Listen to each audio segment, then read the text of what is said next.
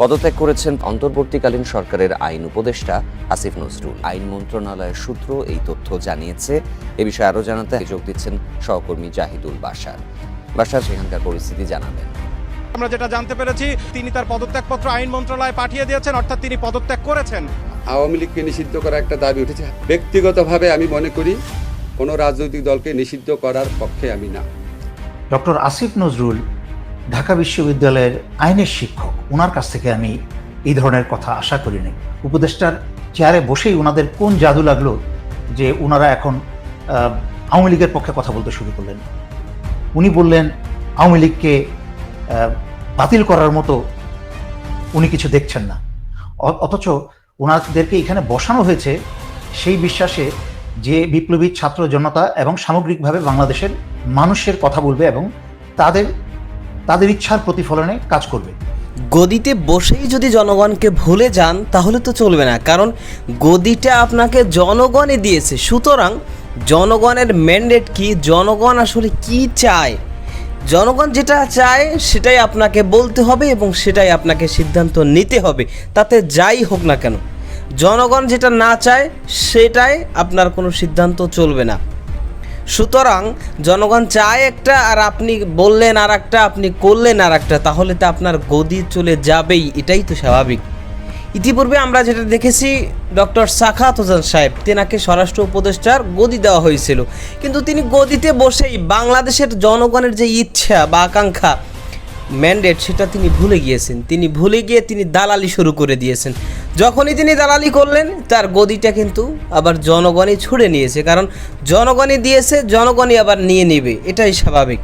জনগণের কথা যদি ভুলে যান, ঠিক একই পথে কিন্তু ডক্টর আসিফ নজরুল স্যার তিনিও হাঁটলেন। তেনার জনগণের কথা ভাবা উচিত ছিল যে বাংলাদেশের জনগণ এখন কি চায়, তাদের ইচ্ছেটা কি, সেটা তিনি মোটামুটি বুঝেন। বোঝার মতো তেনার মোটামুটি জ্ঞান রয়েছে, কিন্তু তিনি বুঝেও না বোঝার ভান ধরে তিনি সেই ডক্টর সাখাওয়াত হোসেন সাহেবের পথেই হাঁটলেন এবং মহা বিপদ তার জন্য ডেকে আনলেন। তো দর্শক, এ বিষয়ের কিছু অংশ ভিডিও শুরুতে শিরোনামে আপনারা দেখে এসেছেন, বিস্তারিত দেখবেন পুরো ভিডিও জুড়ে। এই বিষয়গুলো দেখার পূর্বে আপনাদের একটা অনুরোধ করব, যারা আমাদের চ্যানেলে নতুন আসছেন, চ্যানেলটি সাবস্ক্রাইব করে অল ক্লিক করে বেল আইকনটি চালু করে দিবেন, তাহলে নিত্য নতুন পরিবেশন করা আলোচিত সংবাদগুলো অটোমেটিকভাবে আপনারা পেয়ে যাবেন। দর্শক, চলুন আমরা দেখব যে ডক্টর আসিফ নজরুল সাহেব তিনি নিজের জন্য যে ভয়ঙ্কর বিপদ ডেকে এনেছেন, যেই কারণে তিনি এই কঠিন সিদ্ধান্ত নিতে কিন্তু বাধ্য হয়েছেন, সেটা আমরা দেখার পূর্বে প্রথমে আমরা একটু দেখব যে এই বিষয় নিয়ে মেজর দেলোয়ার সাহেব তিনি খুবই গুরুত্বপূর্ণ কিছু কথা এবং তথ্য দিয়েছেন। সেই বিষয়গুলো আমরা দেখে এরপর ওই বিষয়গুলো দেখব। ধৈর্য ধরে একটা লাইক দিয়ে ভিডিওটি দেখতে থাকুন। ডক্টর আসিফ নজরুল ঢাকা বিশ্ববিদ্যালয়ের আইনের শিক্ষক, ওনার কাছ থেকে আমি এই ধরনের কথা আশা করিনি। শুধু তাই নয়, এই যে এতটা বছর ওনার কত কথা শুনলাম দেশের স্বাধীনতা নিয়ে, গণতন্ত্র নিয়ে, কিন্তু ওনার কথার মাঝখানে কিন্তু এটার কোনো প্রতিফলন পেলাম না। ওনার বুঝলাম না উপদেষ্টার চেয়ারে বসেই ওনাদের কোন জাদু লাগলো যে ওনারা এখন আওয়ামী লীগের পক্ষে কথা বলতে শুরু করলেন। উনি বললেন আওয়ামী লীগকে বাতিল করার মতো উনি কিছু দেখছেন না। ওনার এটার ব্যক্তিগত মতামত, উনিও কিন্তু ব্যক্তিগত মতামত দিচ্ছেন, অথচ ওনাদেরকে এখানে বসানো হয়েছে সেই বিশ্বাসে যে বিপ্লবী ছাত্র জনতা এবং সামগ্রিকভাবে বাংলাদেশের মানুষের কথা বলবে এবং তাদের ইচ্ছার প্রতিফলনে কাজ করবে, কিন্তু ওনারা এখানে ব্যক্তিগত মতামত দুজনেই দিলেন। উনি আইনের ছাত্র, তো ওনাকে আমি শুধু সামান্য একটা উদাহরণ দিই। আইনের শিক্ষক, ওনাকে আইনের ছাত্র ছিলেন, সেখান থেকে শিক্ষক, তো ওনাকে আমি একটা সাধারণ উদাহরণ দিই। কেন আওয়ামী লীগকে বাতিল করা যাবে না? এই যে ডক্টর আসিফ নজরুলের কথা মতো ঐতিহ্যবাহী দল, কিসের ঐতিহ্য? সেই শেখ মুজিবের আমল থেকে ব্যাংক ডাকাতি, খুন, ধর্ষণ এবং জিআরবি জাতীয় রক্ষী বাহিনী তৈরি করে শেখ মুজিব 40 থেকে 60,000 জনগণ হত্যা করেছিল। তার মেয়ে এবং তার বংশধর যারা বাকি ছিল, বেঁচে ছিল, জাতির দুর্ভাগ্য। এই স্বৈরাচারী শেখ হাসিনা গত 15 বছরে আমি তো তার সমস্ত কুকর্মের তালিকা দিতে গেলে ঘন্টাতেও শেষ হবে না।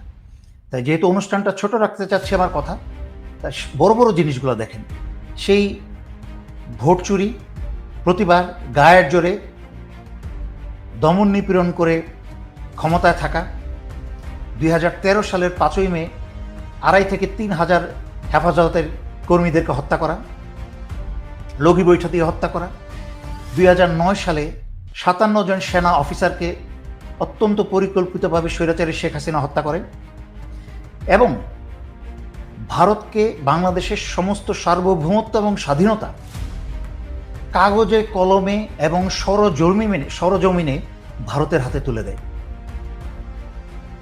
ভারতের বাংলাদেশের আনাচে কানাচে অবৈধ ভারতীয় সমস্ত কর্মী বাংলাদেশিদের চাকরি দখল করে নিয়ে বাংলাদেশ থেকে $100 বিলিয়ন এত বছর প্রতি বছরে নিয়ে গেছে, এবং সর্বশেষে 1,500 ছাত্র ছাত্রী শিশু জনতা হত্যা করেছে, গণহত্যা, 40,000-এর মতো আহত, 20,000-এর মতো অন্ধ। ডক্টর আসিফ নজরুলের এখনো আইনি শিক্ষাতেও ওনার চোখে পড়ে না যে এরপরে ওনার আরো কারণ লাগবে যে কেন আওয়ামী লীগকে বাতিল করতে হবে। এবং উনি বললেন, একটা সৎ এবং স্বতন্ত্র শক্তিশালী একটা তদন্তের মাধ্যমে যদি প্রমাণিত হয়, আর কি প্রমাণ চান আপনার? এবং আপনাকে তো বসানোই হয়েছে ওই কাজগুলো করার জন্য। আপনি কার কাছে সৎ এবং স্বতন্ত্র একটা তদন্তের জন্য? তদন্ত তো আপনিই করবেন, তাহলে কি বাতিল নিচে অন্ধকার? আপনাদেরকে বসানো হলো কি স্বৈরাচারী হাসিনার গীত গাইতে, তাদের পক্ষে কথা বলতে? তাই আমি বুঝতে পারছি না আপনাদের এই নিয়োগগুলো আসলে কারা দিয়েছে, কাদের মাধ্যমে হয়েছে। এই বিপ্লবী, আপনাদের কথাবার্তায় তো বিপ্লবী ছাত্রদের নিয়োগ হতে পারে না। এটা কর্মের অপেক্ষায় আছি, দেখার অপেক্ষায়, কিন্তু কোনো কর্ম দেখছি না। সশস্ত্র বাহিনীতে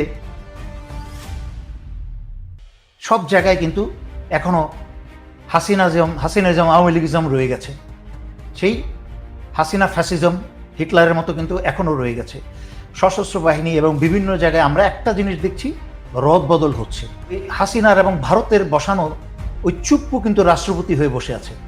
তাহলে আমরা ডক্টর ইউনূসের প্রতি, এই ডক্টর আসিফের প্রতি জনগণ তো আস্থা আনতে পারছে না। এখনো চুপ্পি কি করে বসে থাকে?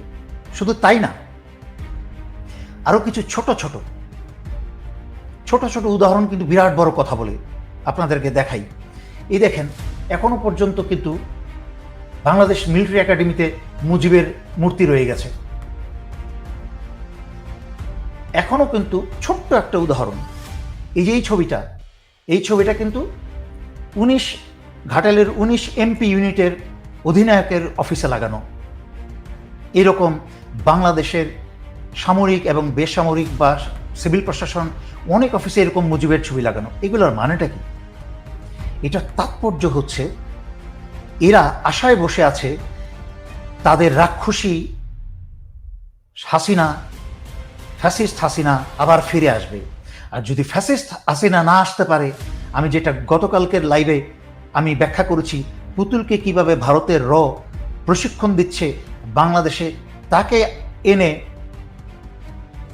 হাসিনার চেয়ে ভয়ঙ্কর এবং বিষাক্ত হিসেবে প্রশিক্ষণ দিয়ে তাকে বাংলাদেশে এনে এই যে যত বিপ্লবী ছাত্র ছাত্রী আছে, যারা এই বিপ্লবের সাথে জড়িত ছিল, এদের সবাইকে ফাঁসি দিবে। যদি আমার কথা যদি বিশ্বাস না হয়, এই 4টা বছর যারা মনোযোগ দিয়ে আমার কথা শুনেছে, মনে রেখেছে, তারা বারবার বলছে যে এই লোকটা যতগুলো কথা বলেছে সব কথা সত্যি হয়েছে। একইভাবে বলছি, যদি তড়িৎ গতিতে যেই কথাগুলো বললাম এগুলো যদি না করা হয়, ছাত্র জনতা যদি চাপ দিয়ে এই কাজগুলো না করা হয়, আসিতেছে পুতুল স্বৈরাচারী শেখ হাসিনার চেয়েও 100 গুণ শয়তান হয়ে এবং বিষাক্ত হয়ে। এই ছাত্র নেতা সমন্বয়কারী কাউকে ছাড়বে না, লিখে রাখেন। মেজর দেলোয়ার সাহেব তিনি যে কথাগুলো বলেছেন, তিনার কথায় কিন্তু যুক্তি রয়েছে, তিনি অত্যন্ত যুক্তিসম্মত কিছু কথা বলেছেন। মেজর দেলোয়ার সহ পিনাকি ভট্টাচার্য, ইলিয়াস হোসাইন, কনক সরোয়ার সহ অনলাইন যোদ্ধা যারা রয়েছেন, বিশেষ করে প্রবাসী, যারা এই গণতন্ত্রের জন্য বা দেশকে স্বাধীন করার জন্য তারা অনেক ত্যাগ স্বীকার করেছেন, কারণ বছরের পর বছর তারা দেশে পর্যন্ত আসতে পারেননি, এখনও পর্যন্ত তারা দেশে আসতে পারেননি। কারণ তারা এখনও দেশে আসতে তাদের মানে আসার ক্ষেত্রে তাদেরকে তারা নিরাপদ মনে করছেন না, এবং তারা এই ত্যাগ স্বীকার করে তারা আমাদের দেশ স্বাধীনের জন্য তারা লড়াই করেছে, এবং একদিন দুই দিন লড়াই করেছে বিষয়টা এমন নয়, দীর্ঘদিন ধরে কিন্তু তারা এই লড়াই চালিয়ে যাচ্ছে। সুতরাং তারা কি বলে সেটাও একটা গুরুত্বপূর্ণ বিষয় আমাদের জন্য। ডক্টর আসিফ নজরুল সাহেব তিনি যে কথাগুলো বলেছেন, বিশেষ করে আওয়ামী লীগের নিবন্ধন নিয়ে, এ কথাগুলো কিন্তু তাকে ব্যাপকভাবে সমালোচিত করেছে। কারণ অনেকে এখন বলতেছে যে আসিফ নজরুল সাহেব তিনি এই যে কথাটা বললেন যে আওয়ামী লীগের নিবন্ধন বাতিল করা যাবে না, তাদের এত এত বড় বড় ভূমিকা রয়েছে, সে কারণে তাদের নিবন্ধন বাতিল করা যাবে না। তো এইখানেই কিন্তু সকলে ভুল ধরতেছেন যে যারা গণতন্ত্র হত্যা করেছে, শত শত হাজার হাজার মায়ের বুক খালি করেছে, বিরোধী দলকে দমন পীড়ন করেছে, আলেমদেরকে ফাঁসির কাষ্ঠে ঝুলিয়েছে, কারারুদ্ধ অবস্থায় হত্যা করেছে, বিভিন্নভাবে কিন্তু বাংলাদেশের অপোজিশনের বিভিন্ন পর্যায়ের মানুষদেরকে বিভিন্নভাবে কিন্তু হয়রানি করা হয়েছে, নির্যাতিত করা হয়েছে। এখন তারা যত ভালো দলই হোক না কেন, যত ভালো কাজই করুক না কেন, কিন্তু এই যে কাজগুলো তারা করেছে, এ কারণেই তো তারা তাদের রাজনীতি করার মতো অধিকার তারা হারিয়ে ফেলেছে। এটাই কিন্তু এখন অধিকাংশ মানুষ বলতেছে। আমি এর আগে এই বিষয় নিয়ে একটা ভিডিও বানিয়েছি, এবং সেখানে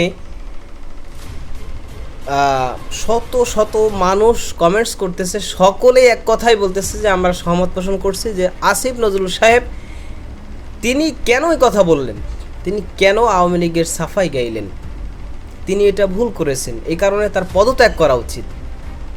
সাধারণ জনগণ তারা কিন্তু এই কথা বলতেছে সকলেই। তো তাহলে বুঝতে হবে যে বাংলাদেশের জনগণের চিন্তাধারাটা কি, তারা কি চায়, তাদের আকাঙ্ক্ষা কি, এটা যদি বুঝেও না বুঝেন তাহলে তো চলবে না, তাহলে তো আপনার বিপদের কোনো শেষ থাকবে না, এটাই স্বাভাবিক। এখন তো আর গদিতে বসে স্বৈরশাসন করবেন এরকমটা সম্ভব না, অথবা বিরোধী দলদেরকে বা বিরোধী মতকে দমন পীড়ন করে নির্যাতিত করে এরপরে দেশ চালাবেন, এটাও তো সম্ভব না। সুতরাং আপনার গদি টিকিয়ে রেখে আপনি সামনে অগ্রসর হবেন, এটার পথ একটাই, যে বাংলাদেশের জনগণ তারা কি চায়, যে সময় যেটা চাবে, অধিকাংশ জনগণের যে মত থাকবে বাস সেই মতের উপরেই আপনাদেরকে সিদ্ধান্ত নিতে হবে, এছাড়া আর বিকল্প কোনো পথ নাই। বাংলাদেশের অধিকাংশ মানুষ ইসলাম প্রিয়, ইসলাম প্রেমী মানুষ, মুসলমান, আমরা 95% মুসলিম কান্ট্রি। সুতরাং এদেশে বাংলাদেশের সকল মানুষ যদি ইসলামী শাসন ব্যবস্থা চায়, তাহলে আপনাদেরকে ওয়েলকাম করতে হবে যে ঠিক আছে, ইসলামী আমরা এতদিন ধান চাষ করে দেখেছি, নৌকায় চড়ে দেখেছি, লাঙল টেনে দেখেছি, কোনো জায়গায় আমরা শান্তি পাইনি, সুতরাং দেখি তাহলে আমরা ইসলামী শাসন ব্যবস্থা দেখি আমরা শান্তি পাই কিনা।